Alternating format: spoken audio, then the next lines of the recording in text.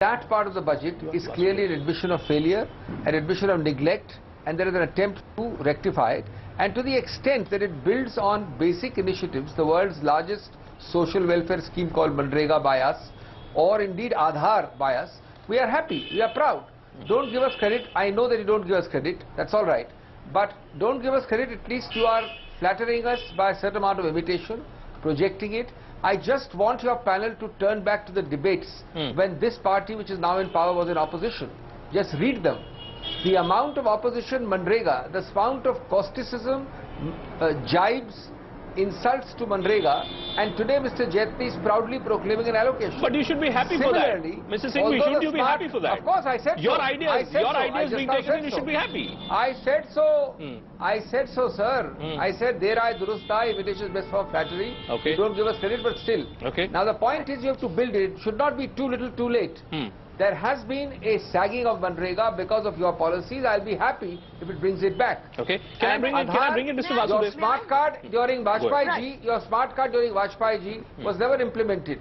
Aadhaar was implemented, and you made fun of it again. You made a lot of fun of it. And today when you found that it saves you crores of rupees, you are back to it. That's a good thing. If I'm not wrong, the sense that I get from both you and Mr. Javadekar is that this is actually a good economic budget, because, you know, at the end of the day, both of you agree these are policies both your governments did. Mr. Vasudev, is this a good economic budget, or is it a good political budget, or is it both? No, I think it's politically a very smart budget, but it makes a lot of economic sense also. When you have a situation where agriculture has got a share of only 14% in the GDP, but 60% of the population is dependent on agriculture, then obviously the government has to take measures not only to improve the profitability of agriculture operations, but also to try to find avenues for other non-agricultural activities for that 60% workforce, which is underemployed, disguisedly employed, or unemployed, whatever you may call it. But the agriculture sector cannot bear that burden of 60%. But why has it taken them 2014 to 2016 is my question, sir. So the question is quite valid, but what I would say is that I would like to take the last year's budget and this year's budget together. Last year's budget was a lot of focus on the corporate sector, a lot of medium-term policies which are very good, which are going to have an impact 3-4 years down the road. So there was a lot of criticism that you are focusing mainly on medium-term sort of impact of your policies. You are not doing anything for the short term. And after all, politics also means do something for the short term. So this budget, they are focusing more on the short-term issues which are creating a more direct impact politically and otherwise. So I would like to see the last year's budget and this year's budget what together. you're saying is going for the low-hanging fruit. But Mr. Javadekar, the other point, which is coming for sharp criticism, and I'm sure that feedback must have reached you, sir, is your government's decision of taxing the Employment Provident Fund, the Employee Provident Funds. You want to tax, you know, large sections of this country. I don't know how many people, thousands of people, certainly, who all would be in that sector. And you're now charging 60% of their overall EPF contribution. Should you not be accused then, sir, of trying to tax a certain community of people in this country because you want to create a certain set for the poor or those who are literally at the right at the bottom of the economic pyramid? No, absolutely wrong.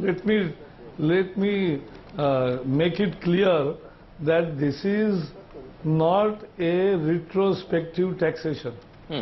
The promise of the government that provident fund amount from their own savings or own salaries will not be taxed, and that will not be taxed.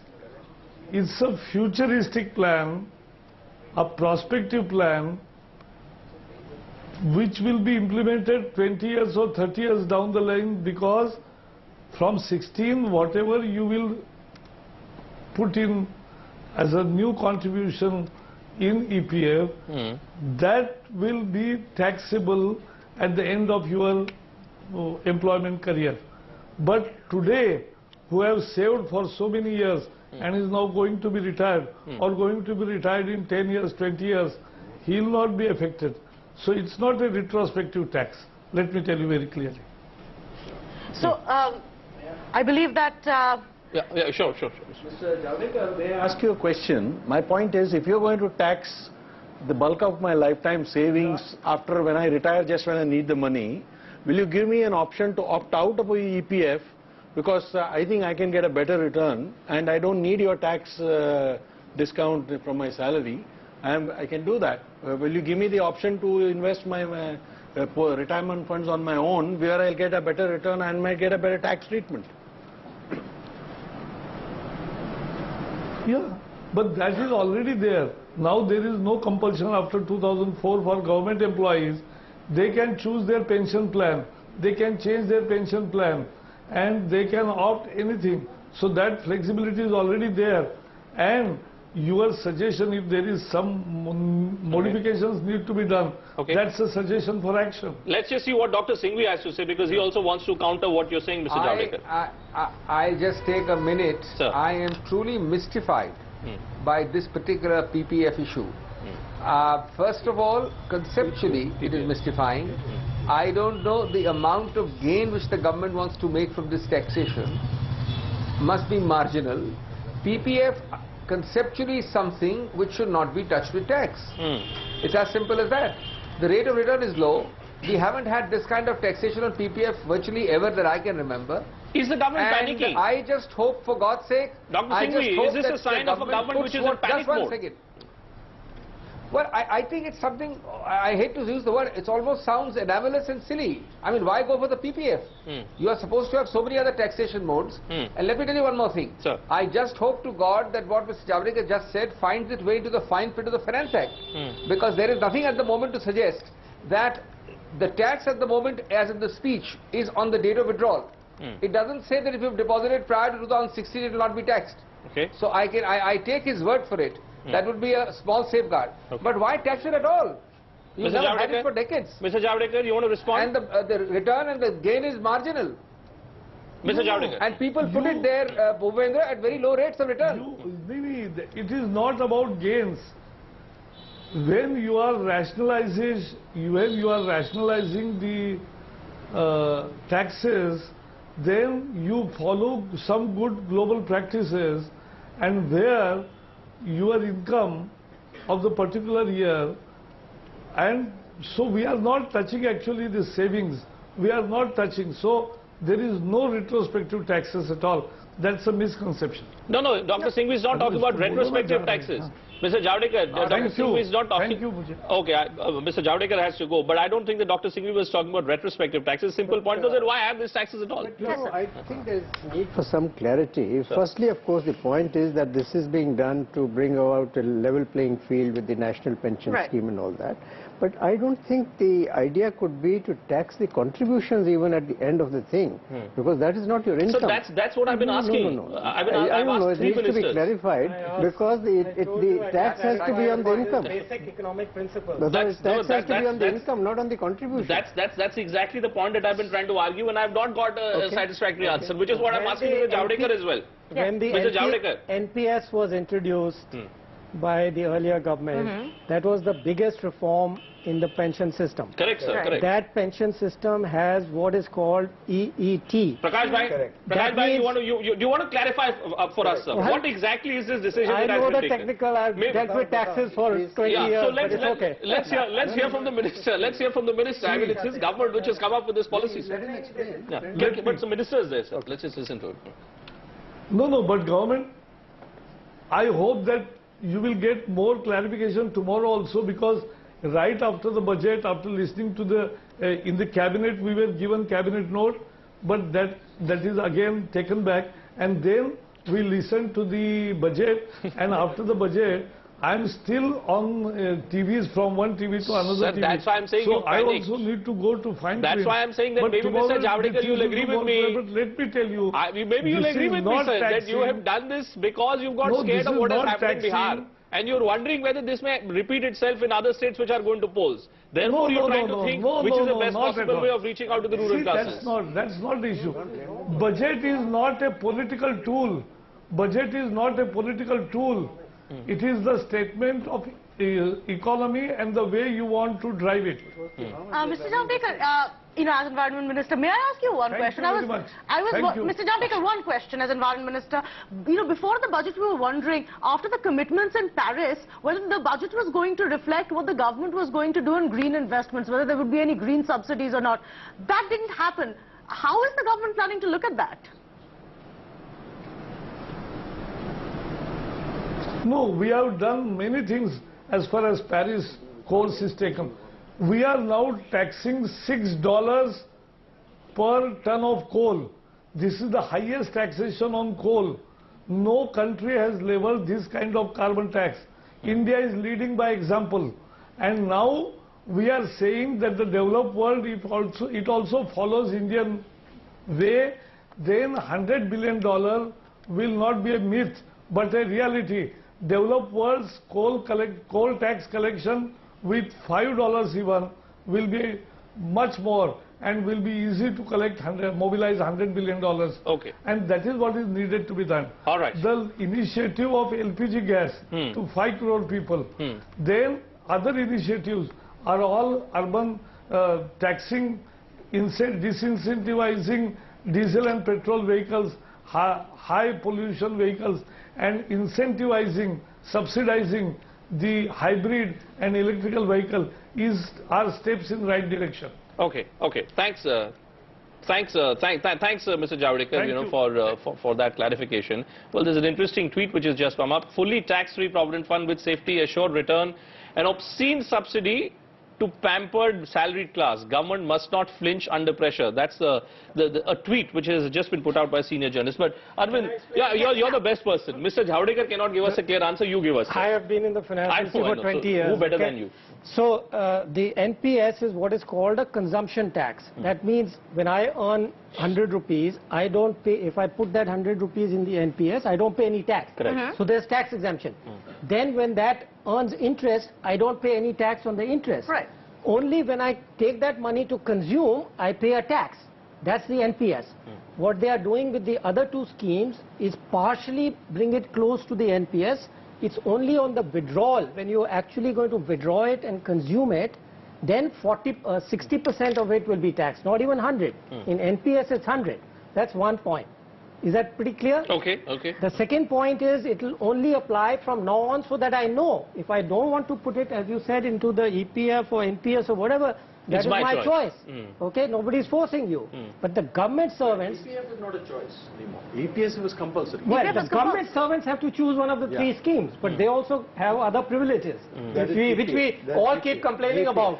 Okay, but the other people don't have to. They can do what they want. But the point that I was... But they know that if they do this, 30 years, 40 years, 50 years from now, it will happen. Mr. Let me ask you one question, which is that when the National Pension Scheme was first designed, there were questions being asked up till this year whether that would be made tax-free instead of making these tax. Right. So the standard principle, as I said, is that if you can go from an income to a consumption tax, that's what's done all over the world.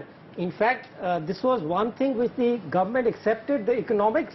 So what I do is this, I'm asking Mr. Virmani now to put out a few tweets. He will put out a few tweets, he'll put out a Facebook post, because 3 ministers who've come on this program today... all the economists recommended this, and the government accepted NPS. I must point out, you explained it, but do you endorse it? Yes, all economists... Okay. He's completely convinced about it. Yeah, so let's as an do this. economist, but that doesn't mean, where there's a change now, you're going forward. Your other taxes will matter, no? I just think, sir, it's a topic which has triggered off a debate, because, all through the day, since Mr. Jaitley spoke out, I was getting a lot of questions on my Twitter timeline. And I've had 3 senior BJP leaders, including Mr. Javadekar, who have not given us a clear answer, and now we know that the cabinet moved... It was a tax expert. Okay, that's why, that's the other beauty. And we thought that tax laws were being simplified and being changed, but you still need tax experts to help us understand what really is going on. Time for a break now, but on the other side of the break, we'll continue and look at the other side to this budget as well.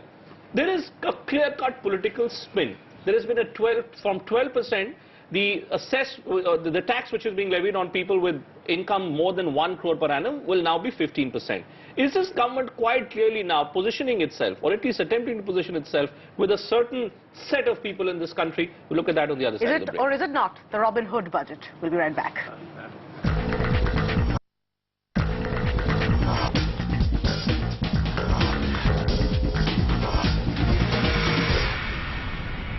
Welcome back to our special coverage this evening, where we're looking at the impact of Budget 2016. Also joining us at this stage, Avik Saha. He's the national co-convener of Swaraj Abhiyan, and someone whose organization has been traveling to different parts of the country, just trying to get a fix in terms of the kind of distress that rural India really is struggling with.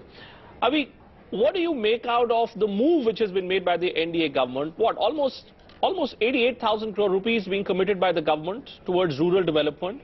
Do you believe the government's intent is right? Sorry, I don't have enough words to negatively describe the budget. Let me just give you 2-3 small, quick examples, and I think the point is driven home. I saw 35,984 crores for agriculture and farmers' welfare. For 70 crore farmers, that translates to 500 rupees a farmer. So thank you for the Diwali, for the holy bakshish. Let's talk about the double bubble.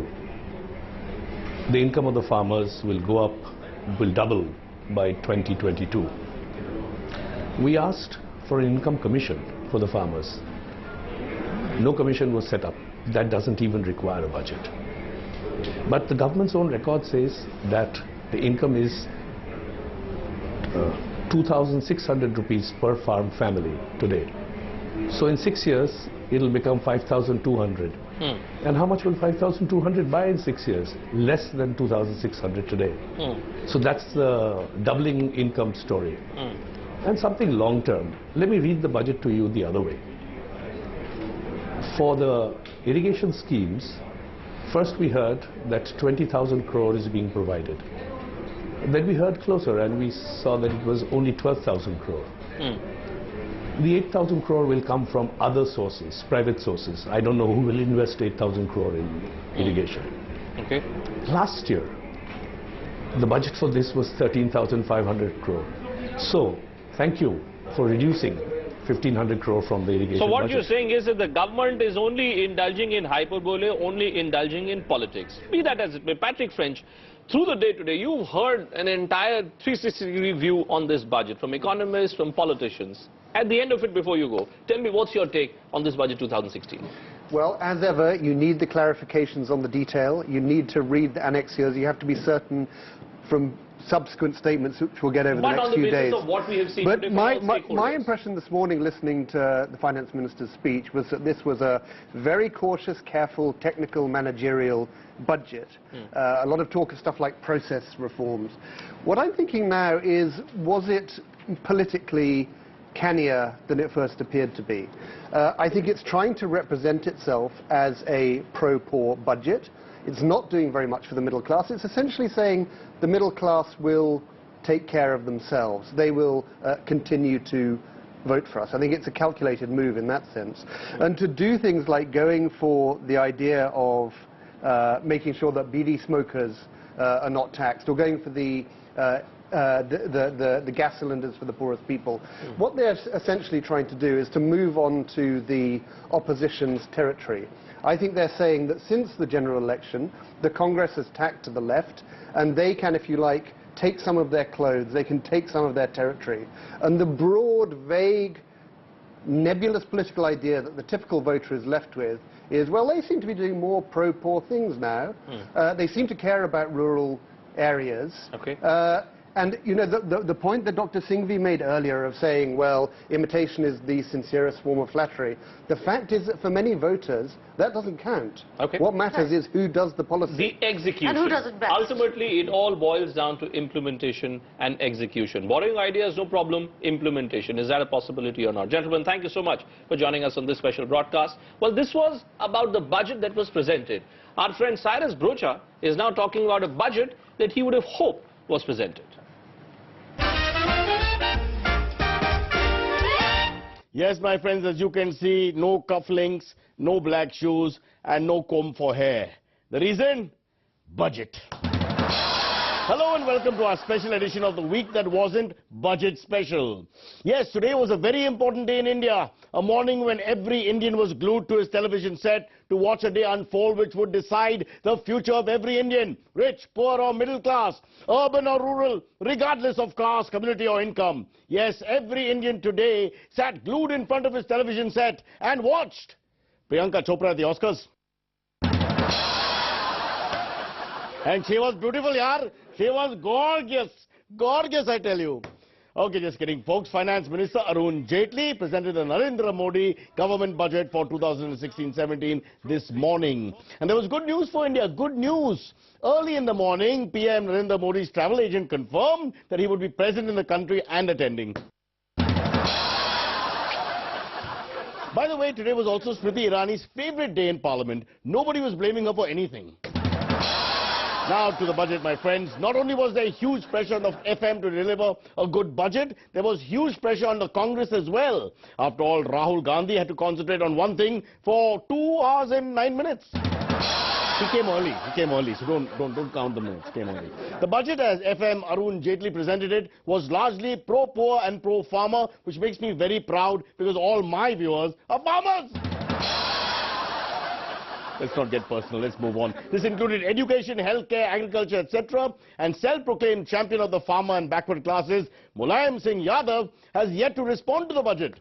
That's because he still has to have it translated and... Not done yet. On page 4. It'll take some time. There was also a tender moment, on a lighter note, of course. There was a tender moment during the reading of the budget. A compassionate, heartwarming gesture that brought tears to all our eyes. In all parts of the country. Mr. Jaitley, if you want to, you can sit and then... Thank you, madam. I'll do that. Yeah. You can't interrupt him when he's talking. You killed his flow. You're not having a tea party. It's the budget for the world's greatest democracy. You can't just say, beta, why don't you sit down? No! That's not the way to behave. I was very surprised. Anyway, Arun Jaitley's rural development budget allocated rupees 35,984 crore for the farming sector. This includes programs for groundwater management, irrigation, organic farming, pulse procurement, digital literacy and implementation of the Pradhan Mantri Gram Sadak Yojana, which he also stumbled on, so don't blame me. He also said his budget will strive to double farmers' incomes by 2022. Joining us now is a poor farmer from a poor village. Is there another type of farmer in India? It's always poor farmer and poor village. I'm not biased because of this budget. I'm not angry and seething inside. I'm just saying, it's always poor farmer. There was a rich farmer from a super rich village. Never happened after 2022. That's the whole idea. Here he is, sir. Good evening. Namaste ji, namaste. Yeah, namaste. क्या आपने आज obviously TV देखा? Did you watch Arun Jaitley? जी देखा, TV देखा. प्रियंका चोपड़ा क्या दिख रही थी? देखा TV. I'm talking about Arun Jaitley, Finance Minister, Union Budget. Lots of good news for farmers like yourself. हाँ, good news. बहुत अच्छा किया है, अच्छा है. All right, elaborate, sir. Like what? Like